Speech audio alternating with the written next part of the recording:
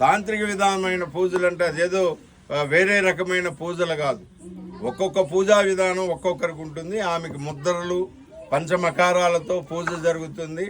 ఆ పూజ ప్రత్యేకంగా ఉపాసకులు సాధకులు మాత్రమే చేస్తారు తప్ప దాన్నే గుప్త నవరాత్రి అంటారు. గృహస్థులు మిగిలిన వాళ్ళు సాధారణ సమయంలో మనం ఏ విధంగా మిగిలిన దేవుల్ని కొలుస్తామో వ్రతం చేసుకుంటామో అదే విధానంలో వ్రతము అది ఉంటుంది. కేవలం గుప్త నవరాత్రి తాంత్రిక పూజా విధానం అనేది కేవలం ఉపాసకులు సాధకులకు మాత్రమే తప్ప మరెవరికి కాదని ఇది చేస్తున్నాం. చాలా మంది ఈమె ఉగ్రదేవత, ఈమెని అదేమి అనొద్దండి. ఉగ్రదేవత ఎప్పుడంటే మిలిటరీ కమాండర్ ఎప్పుడు స్ట్రిక్ట్ గానే ఉంటాడు, ప్రేమ చూపాడు. ఇంట్లో తండ్రి ప్రేమ చూపించే తక్కువ, కానీ మన భవిష్యత్తు కోసం బంగారు బాట వేసేది తండ్రి.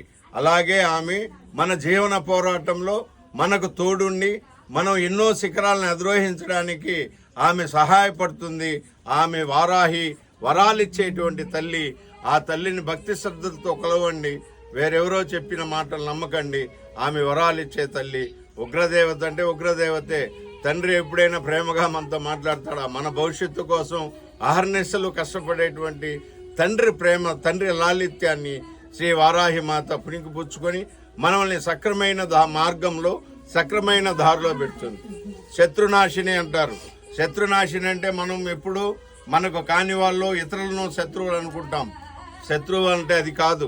ఎవరైతే వారాహిదేవిని పూజిస్తారో, వారాహిదేవిని ఉపాసిస్తారో, వారాహిదేవిని సాధన చేస్తారో ఆ వారాహిదేవికి మనలో ఉండేటువంటి 4 శత్రువుల్ని సంహరిస్తుంది. అదే శత్రు సంహారిణి.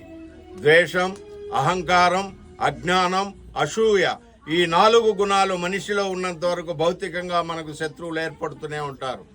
ఈ 4టిని సంహరించి లోబితనం లేకుండా సంఘానికి సమాజానికి ఉపయోగపడేటువంటి ఒక మంచి వ్యక్తిగా తయారు చేసేదే వారాహి మాత. అదే శత్రు సంహారిణి.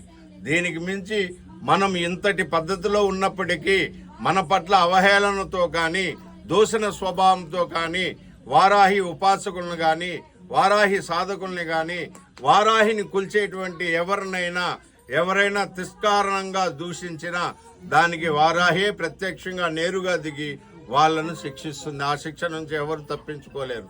అందుకే ఉపాసకుల పట్ల కానీ వారాహి భక్తుల పట్ల కానీ చాలా జాగరూకతతో ఉండాలని శాస్త్రం చెప్తుంది. జై వారాహి, నమో వారాహి. జై వారాహి.